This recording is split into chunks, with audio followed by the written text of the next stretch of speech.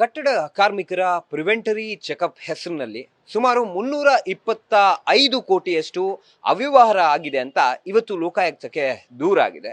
ಈಗ ಸದ್ಯ ದೂರನ್ನ ಕೊಟ್ಟಿದ್ದಂತಹ ಕಾರ್ಯದರ್ಶಿಗಳು ಅಂದ್ರೆ ರಾಜ್ಯ ಕಟ್ಟಡ ಕಾರ್ಮಿಕರು ಹಾಗೆ ಇತರ ಕಾರ್ಮಿಕರ ಕಲ್ಯಾಣ ಸಮಿತಿ ಏನಿದೆ ಆ ಒಂದು ಕಂಪ್ಲೀಟ್ ಎರಡರ ಒಂದು ಕಾರ್ಯದರ್ಶಿ ಕುಮಾರ್ ವೈ ಅವರು ನಮ್ಮ ಜೊತೆ ಇದ್ದಾರೆ.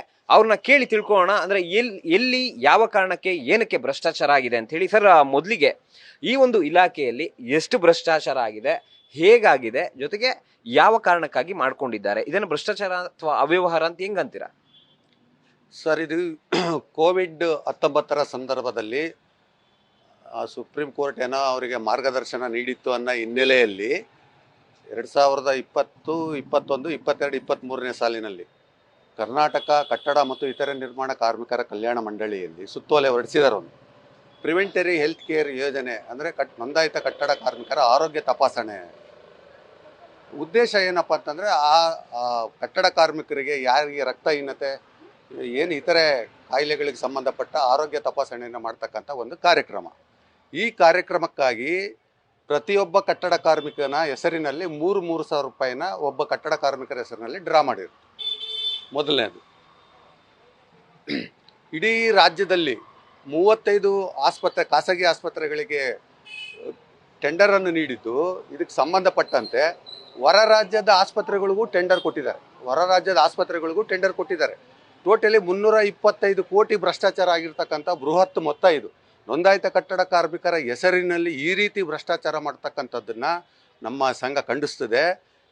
ಯಾವ ರೀತಿ ಭ್ರಷ್ಟಾಚಾರ ಮಾಡಿದ್ದಾರೆ, ಯಾವ ರೀತಿ ದುಡ್ಡನ್ನ ಲೂಟಿ ಮಾಡಿದ್ದಾರೆ ಅಂತಂದರೆ, ರ್ಯಾಂಡಮ್ ಆಗಿ ಒಂದು 3,000 4,000 ಜನಕ್ಕೆ ರಕ್ತನ ಟೆಸ್ಟ್ ಮಾಡೋಂಥ ಫೈಲ್ಗಳನ್ನ ರೆಡಿ ಮಾಡಿಬಿಟ್ಟು ಇನ್ನು ಉಳಿದಿದ್ದೆಲ್ಲ ಬೋಗಸ್ ಫೈಲ್ಗಳನ್ನ ರೆಡಿ ಮಾಡಿ ಯಾರ್ಯಾರ ಹತ್ರ ಡಾಕ್ಯುಮೆಂಟ್ಸ್ ಎಲ್ಲ ಕಲೆಕ್ಟ್ ಮಾಡ್ಕೊಂಡು ಅವ್ರ ಆಧಾರ್ ಕಾರ್ಡ್, ಅವ್ರ ಗುರುತಿನ ಚೀಟಿನ ಆಧಾರ್ ಕಾರ್ಡ್ಗಳನ್ನ ಕಲೆಕ್ಟ್ ಮಾಡ್ಕೊಂಬಿಟ್ಟು ರ್ಯಾಂಡಮ್ ಆಗಿ ಇಡೀ ವ್ಯವಸ್ಥೆಗೆ ಒಂದು ಕಪ್ಪು ಚುಕ್ಕೆ ಬರ್ತಕ್ಕಂಥ ಒಬ್ಬ ಕಟ್ಟಡ ಕಾರ್ಮಿಕರ ಕಲ್ಯಾಣ ಮಂಡಳಿಯಲ್ಲಿ ಕಟ್ಟಡ ಕಾರ್ಮಿಕರಿಗೆ ಸಿಗಬೇಕಾದ ನ್ಯಾಯಕ್ಕೆ ಇವತ್ತು ಅನ್ಯಾಯ ಉಂಟು ಮಾಡಿರ್ತಕ್ಕಂಥದ್ದು ಹಿಂದಿನ ಸರ್ಕಾರ BJP ಸರ್ಕಾರ. ಹೌದು, ಅವರು ಈ ಒಂದು ಪ್ರಕರಣದಲ್ಲಿ ನೇರವಾಗಿ ಭಾಗಿಯಾಗ್ತಾರೆ ಅನ್ನೋದಕ್ಕೆ ನಾನು ಎರಡೊಂದು ಮಾತಿಲ್ಲ. ಇದು ಲೋಕಾಯುಕ್ತದಲ್ಲಿ ನಾನೀಗ ಕೇಸನ್ನು ಫೈಲ್ ಮಾಡಿದ್ದೀನಿ ಆಲ್ರೆಡಿ. ಈಗ ಕಟ್ಟಡ ಕಾರ್ಮಿಕರಿಗೆ ಹಾಗಾದ್ರೆ ಈ ಒಂದು ದುಡ್ಡು ಹೋಗಿಲ್ವಾ? ಪ್ರಿವೆಂಟರಿ ಹೆಲ್ತ್ ಚೆಕಪ್ ಮಾಡಿಲ್ವಾ? ಪ್ರಿವೆಂಟರಿ ಹೆಲ್ತ್ ಚೆಕಪ್ ಮಾಡಿದ್ದಾರೆ. 33,500 ಮಾಡೋ ಜಾಗದಲ್ಲಿ ಒಂದು 3,000 4,000 ಮಾಡಿದ್ದಾರೆ. ಇನ್ನು ಉಳಿದಿದ್ದೆಲ್ಲ ಬೋಗಸ್ ಆಗಿದೆ. ಅರ್ಥ ಆಯ್ತಲ್ಲ? ಈ ರೀತಿ ಆ ಹೆಸರಿನಲ್ಲಿ ಹಣನ ತೆಗಿಯೋದು ಸಮಂಜಸ ಅಲ್ಲ. ನೋಂದಾಯಿತ ಕಟ್ಟಡ ಕಾರ್ಮಿಕರಿಗೆ ಸರ್ಕಾರಿ ಆಸ್ಪತ್ರೆಗಳಿದ್ದಾವೆ, ಏನೇನೋ ಪ್ರಾಬ್ಲಮ್ ಆಯಿತು ಅಂದರೆ ಗೌರ್ಮೆಂಟ್ ಆಸ್ಪತ್ರೆ ಇದೆ, ಅಲ್ಲಿಂದ ನೋಡ್ತಾರೆ, ಅದು ಮಾಡ್ತಾರೆ. ಆದರೆ ಈ ಹೆಸರಿನಲ್ಲಿ ಲೂಟಿ ಮಾಡ್ತಕ್ಕಂಥದ್ದು ಒಂದು ದೊಡ್ಡ ಹುನ್ನಾರನೇ ಇದೆ ಇದರಿಂದ. ಅದನ್ನೇ ಇವರು ಕಾಂಗ್ರೆಸ್ ಗೌರ್ಮೆಂಟ್ನವರು ಕೂಡ ಇವತ್ತು ಮಾಡ್ತಾ ಇದ್ದಾರೆ. ಇವತ್ತು BJPಯವರಿಗೆ ಏನು ನೈತಿಕತೆ ಐತೆ ಅಂತ ಹ್ಯಾಶ್ಟ್ಯಾಗ್ ಕಾರ್ಯಕ್ರಮ ಮಾಡ್ತಿದ್ದಾರೆ ಇವರು ಅಂತ ನಾನು ಪ್ರಶ್ನೆ ಮಾಡಬೇಕಾಗಿದೆ.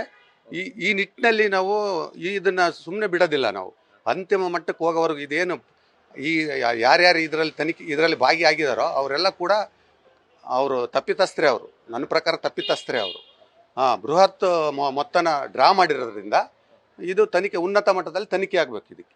ಸರ್, ಈಗ ಹಾಗಾದ್ರೆ ನೀವು ಕೂಡ ರಾಜ್ಯ ಕಟ್ಟಡ ಕಾರ್ಮಿಕ ಹಾಗೂ ಇತರೆ ಕಾರ್ಮಿಕ ಕಲ್ಯಾಣ ಮಂಡಳಿ ಕಾರ್ಯದರ್ಶಿಗಳಿದ್ದೀರಾ. ಇದು ಅವ್ರ ಗಮನಕ್ಕೆ ತಂದ್ರ ಅವ್ರು ಏನಾದ್ರು ಹೇಳಿದ್ರ ಈ ವಿಚಾರಕ್ಕೆ ಸಂಬಂಧಪಟ್ಟಂಗೆ ಅಧಿಕಾರಿಗಳು ಏನ್ ಹೇಳ್ತಾರೆ, ಅಥವಾ ಈ ಒಂದು ಭ್ರಷ್ಟಾಚಾರಕ್ಕೆ ಸಂಬಂಧಪಟ್ಟಂತೆ ಇದರಲ್ಲಿ ಇನ್ವಾಲ್ವ್ ಆಗಿರೋರು ಅವ್ರ ಗಮನಕ್ಕೆ ತಂದ್ರೆ ಅವ್ರು ಏನಾದ್ರು ಹೇಳಿದ್ರ ಅಂತ?